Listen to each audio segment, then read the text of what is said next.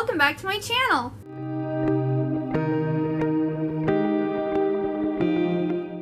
Today I have my June 2021 wrap-up. So we're going to talk about all the books that I read in June. June was a pretty good month. I did a decent amount of reading. I read more than I did in May. So yay! I'm trying to read like 10 books a month is my goal. So yeah, I'm proud of myself this month. If you watched my readathon, any of my readathon videos, my 24-hour readathon video, I read A Court of Mist and Fury by Sarah J. Maas. So good.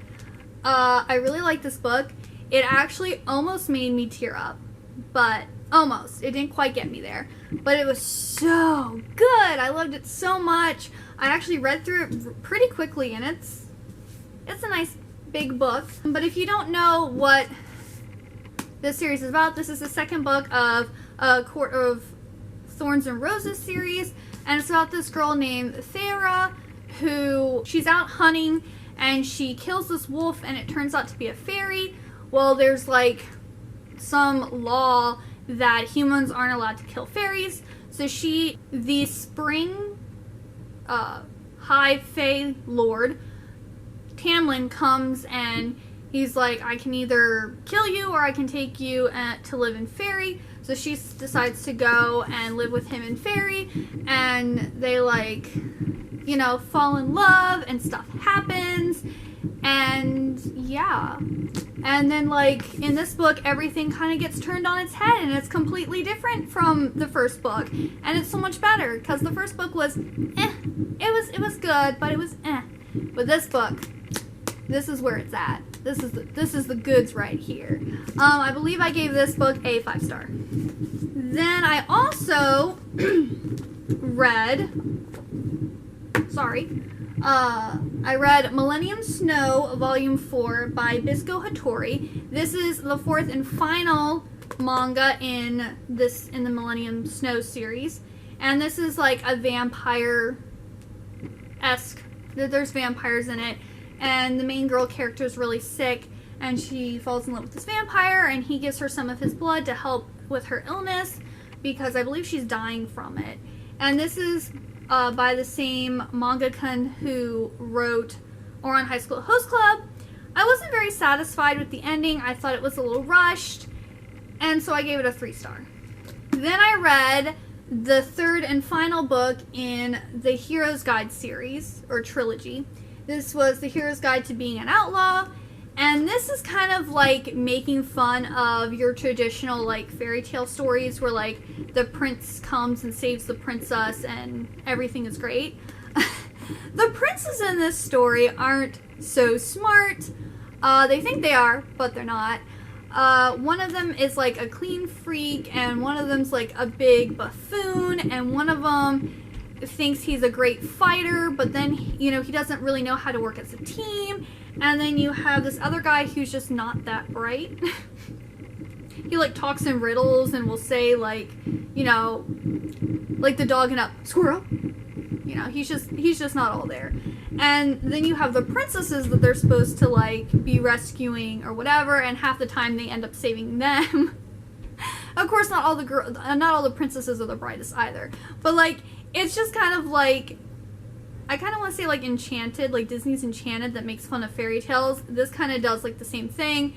It's geared towards this is a middle grade novel, and it's just entertaining. There's lots of laughs, there's lots of haha moments, and it's just a good time. So I believe I gave this 3 or 4 stars. Then I read Ice Kissed by Amanda Hocking. This is the second book of the Canon Chronicles, which is a sequel to the Trill series. And this is about trolls. Yes, this is about trolls. They seem like they're fairies, but they're actually trolls.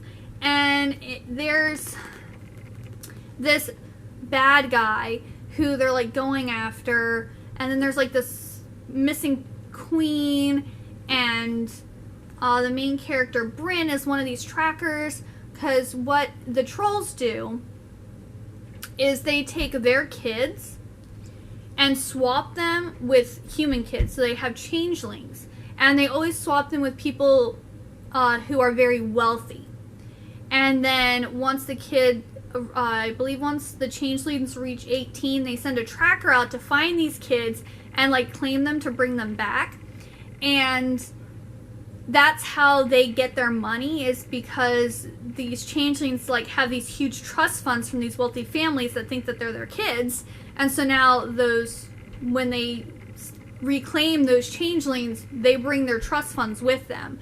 And so that's her job, but she's also working on finding this bad guy and a lot of other like political things. And she doesn't like to follow orders. She doesn't like to just go with the flow and do what the man says. She wants to do what she thinks is best. So she's kind of a badass character.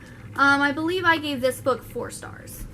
Then I read Forsaken Dreamscape by Lainey Lenore, and this is the second book of the Nevermore series, and this is like a dark fantasy Peter Pan retelling. And in this one, Wendy is brought back to Neverland, and she's tasked with finding the lost boys. And it starts off very formulaic. It's very like, oh, you go here and you find one boy, and you go here and you find another boy, and you go here, and like she finds them all easily. But then, I mean, the writing is decent, and like the last quarter of the book, there's actually some twists, there's some turns, there's like some things that you didn't see coming, which I thought was interesting, because there's like also like a mystery, like you're trying to find out what happened while Wendy was gone and why they were all split up and what happened. So that was interesting, and it had a cool twist at the end. So I believe I gave this one 4 stars. Then I finally finished the Lunar Chronicles. So I read Winter by Marissa Meyer, and I'm gonna be honest, I'm not a fan of the series. I've said many times before, I'm not really a sci-fi person. I thought this would be different since it was a fairy tale retelling, but you know. The first book was okay. I think my favorite out of them was the second book, which is basically focused on Scarlet, which is supposed to be Little Red Riding Hood. I believe that was my favorite out of the whole series. And then book 3 was okay, and then book 4, it just kept going, and it just felt like it was never going to end. Of course, I believe it was like 800? Yeah, it was like over 800 pages. 800 pages. And I just felt it dragged on for way too long. We pretty much already knew what was going to happen at the end, and it just took too long to get there, in my opinion. I forget if I gave this 2 or 3 stars, because there were some redeeming moments. It was a good conclusion, even though it was expected, but it just, yeah. But if you don't know what this is basically a sci-fi retelling series of 4 different fairy tales. So the first one, Cinder, is Cinderella, and she's a cyborg. The second one is Scarlet, and she's supposed to be Little Red Riding Hood, and she falls in love with this wolf hybrid soldier. The third one is Crest, who is Rapunzel, and she's like up in this satellite, and she's like this super tech genius. And the fourth one, Winter, is Snow White, and she is the stepdaughter? She's the stepdaughter of Cinder's aunt, who is the queen of Lunar, but Cinder is actually the real queen, and so she is taking back her kingdom in this book. We also get to meet Winter and like kind of get the Snow White story in this one too. But I just didn't like the sci-fi aspect, and it just, yeah. Like I said, I gave it 2 or 3 stars. I'm glad it's over. I do have the short story collection, and I do have the novella that's about the queen, which is like a prequel, I guess, about how she became who she is. So I'm gonna read those, and then probably once I read the whole series, I'm probably gonna sell it all on eBay, because I'm never gonna reread it. I'm not impressed. Then I also read I Believe in a Thing Called Love by Maureen Goo, and this one I gave it a 5 star. It was amazing. It was so cute. It brought me so much joy. So the main character is great at everything. Sports, after school, like sports, her grades. She's like in all these extracurricular groups. She knows where she's going for college. She's got it all figured out. But there's one thing that she doesn't know anything about, and that's love, dating. She doesn't know how to get a boyfriend. And her dad is really into these Korean dramas, and she thinks they're kind of silly. Well, one day she sits down and she discovers that there's a formula to these K-dramas. There is things that, like, these things that happen that make these two people who really shouldn't, like, love each other fall in love. So she decides that she's going to use this formula to get herself a boyfriend. And she sets her sights on this really attractive, artsy guy that's new to their school. And it's just so funny, like, the things that happen and, like, the things that she does. Because, like, some of the things are stupid and then other things are kind of cute.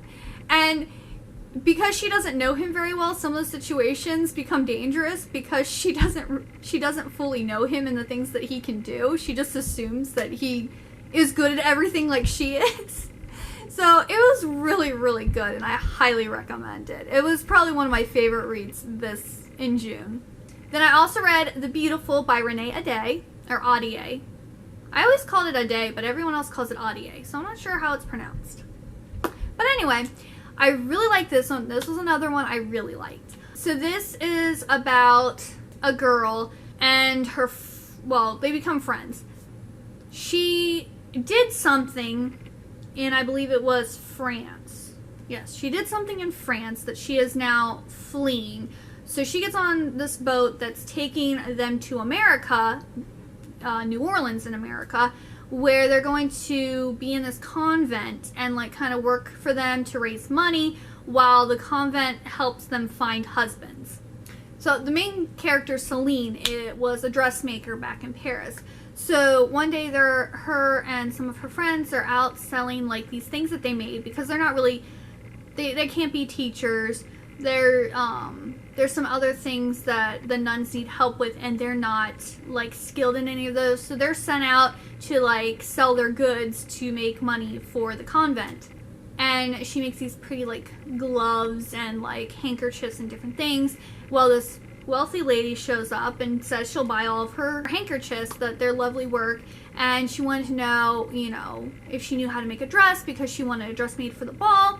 And so Celine and her friend get pulled into this, it's called the Court of Lions, and there's like this whole mystery going on, and like girls are showing up dead, and there's someone following Celine who's like out to get her, and then there's this like really sexy guy named Sebastian who is like in charge of the Court of the Lions, and like there's something going on, there's something like amiss, but you really don't really find out till like the end what's actually going on. And it's really good, and I'm looking forward to the next book. I believe I gave this one a 4-star. It was 4 or 5 stars, but I'm thinking it was a 4 because I really enjoyed it. It was really good, but it wasn't like amazing. But yes, I still really liked it, and I'm looking forward to reading the next book hopefully in July. And then as I'm filming this, it's actually June 27th. So there is still 3 more days left in the month. And I am very, very, very close to finishing A Court of Rings and Ruin. I have, let's see here.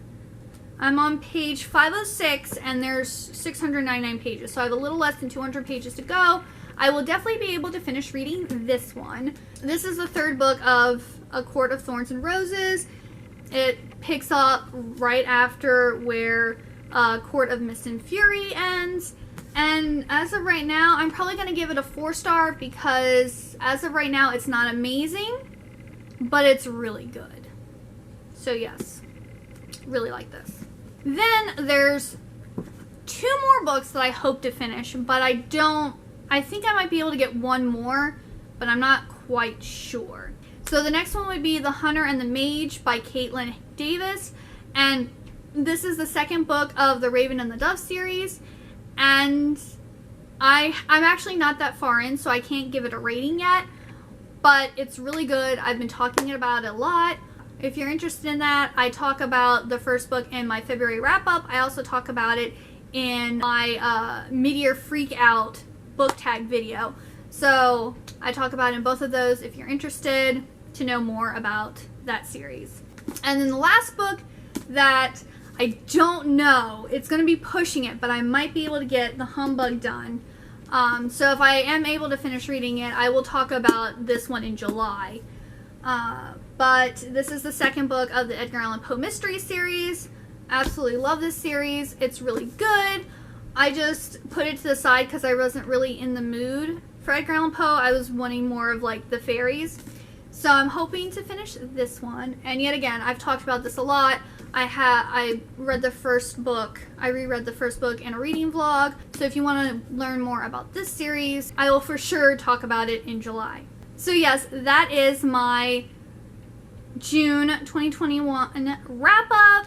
So if I get all those read, I will have read 10 books for June. So it'll either be between 9 and 10 books that I will read in total for June.